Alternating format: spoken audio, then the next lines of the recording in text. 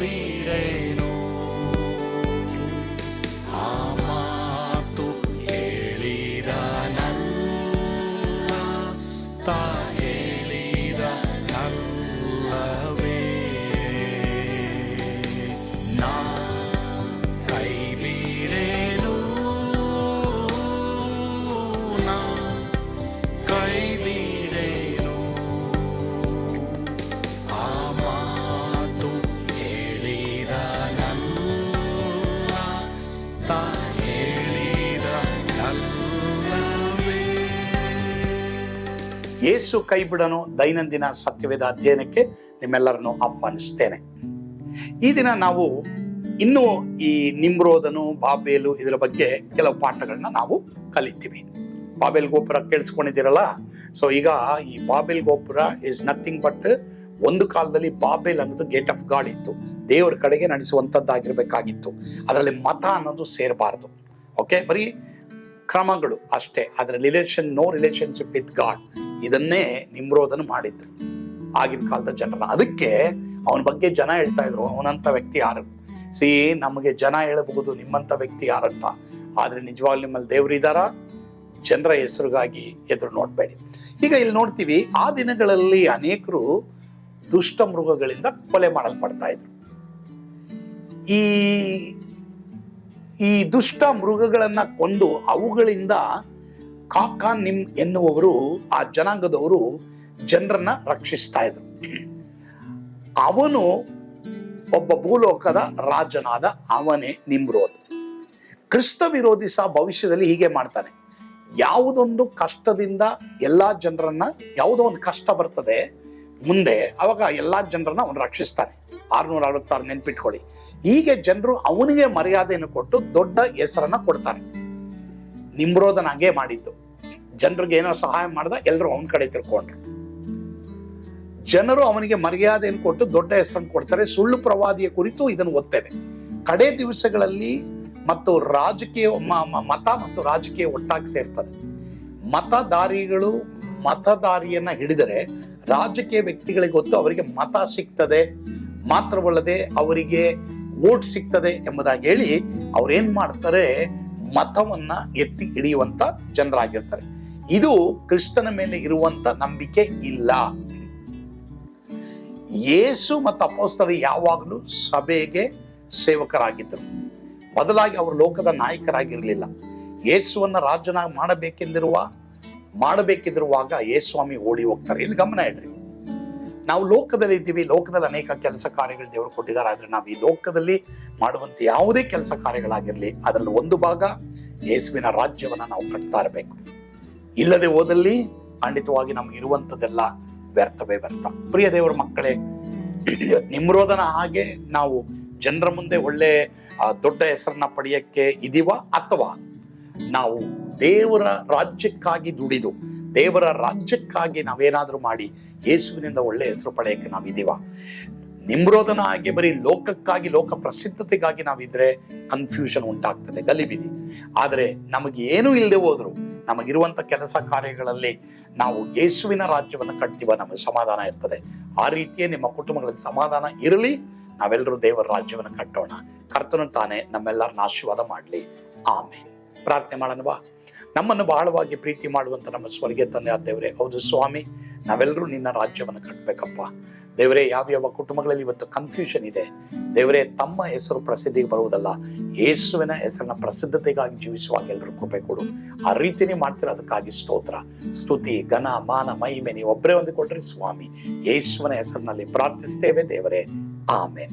ಕರ್ತನು ತಾನೇ ನಿಮ್ಮೆಲ್ಲರನ್ನ ಆಶೀರ್ವಾದ ಮಾಡಲಿ. ಸ್ವರ್ಗದಾನಂದ ನಿಮ್ಮನ್ನ ತುಂಬಿ ತುಳುಕಲಿ. ಆಮೇನ್.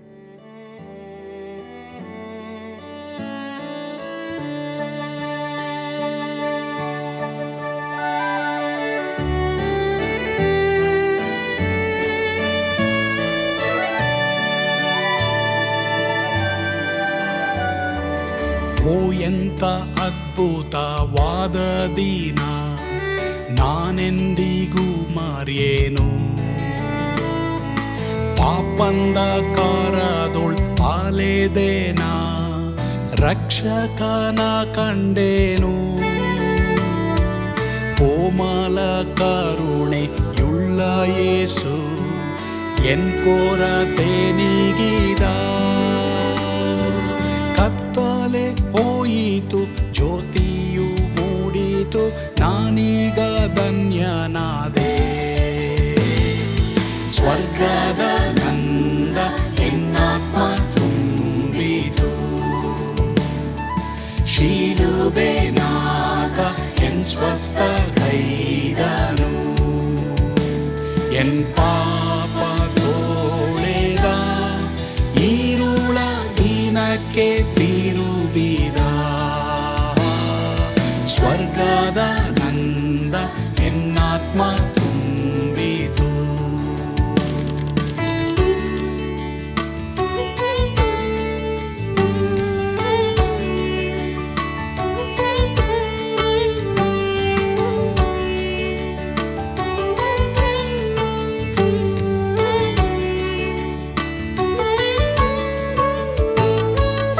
ಆತ್ಮನ ನೂತನ ಜನ್ಮದಿಂದ ದೇವಪುತ್ರನಾದೇನು.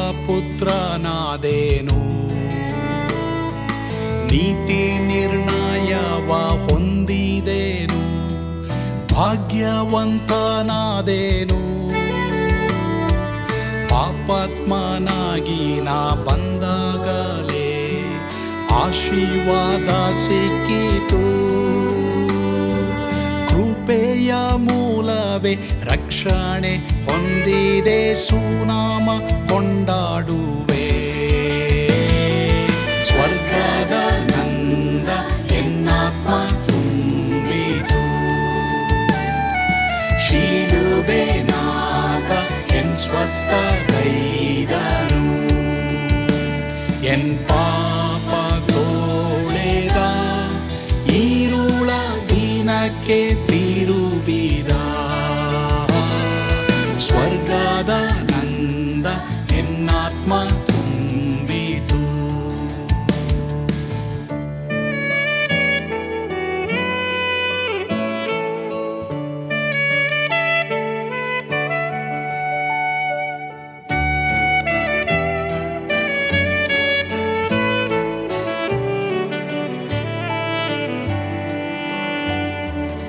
ಅನಂತ ನಿರೀಕ್ಷೆ ಏನಾಗಿದೆ, ಕಾಲವು ತೀರಲಾಗಿ. ಸ್ವರ್ಗದ ಭವ್ಯ ಬಿಡಾರದಲ್ಲಿ ನಿತ್ಯವಾಗಿ ಇರುವೆ. ಶಿಲುಬೆ ನನಗೆ ಆಶ್ರಯವೇ, ನಂಬಿಕೆಗಾಧಾರವೇ. ನಿತ್ಯ ಐಶ್ವರ್ಯವ ದಿವ್ಯಾಶೀರ್ವಾದವ ಕರ್ತ ಇವನೇ ನಗೆ. ಸ್ವರ್ಗದ ನಂದ ಎನ್ನಾತ್ಮ ತುಂಬಿತು, ಶಿಲುಬೆನಾಗ ಎನ್ ಸ್ವಸ್ಥ ಕೈದನು. ಎನ್ ಪಾಪ ತೋಳೆದ, ಈರುಳ ದಿನಕ್ಕೆ